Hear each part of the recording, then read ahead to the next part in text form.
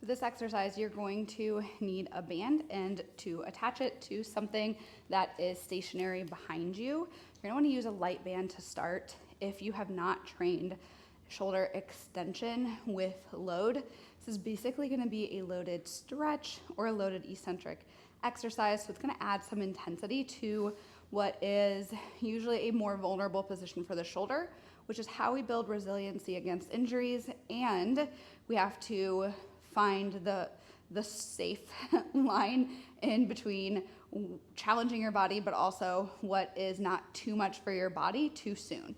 So you're going to get into a kneeling position where you feel a little bit of stretch. So the further away you are from where the band is attached, obviously the more intense it's gonna be.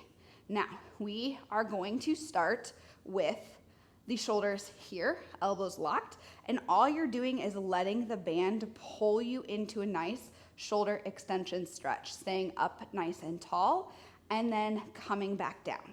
Now, for a lot of people, this might be really intense to find that stretch and then be able to have the strength to come back down. So what you can do instead is find that deep stretch, bend your elbows, and then press back down from here, and then slowly push into the band and let it pull you into a nice deep stretch over 5 seconds, and then repeat. What you should notice and what you should feel is that the front of your shoulders are fatigued, a little bit of your biceps. You should feel a little bit of a stretch when you come back into that shoulder extension position. What you should not feel is any pinching in the back of your shoulder, or honestly any painful sharp sensations in the front of your shoulder. If you feel that, there may be some modifications for this exercise, but most likely it's just not the right exercise for you.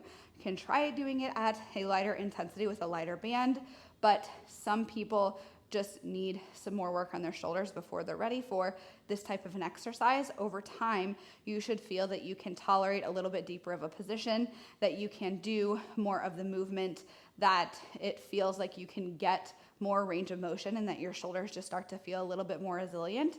And you can progress the intensity by adding reps, of course, but also adding the strength of the band that you're using. Last but not least, if this is really challenging for you and your shoulders, you can do one arm at a time in the same exact position as what I showed, because sometimes it's a little bit easier to control that, especially if you're somebody who is hypermobile.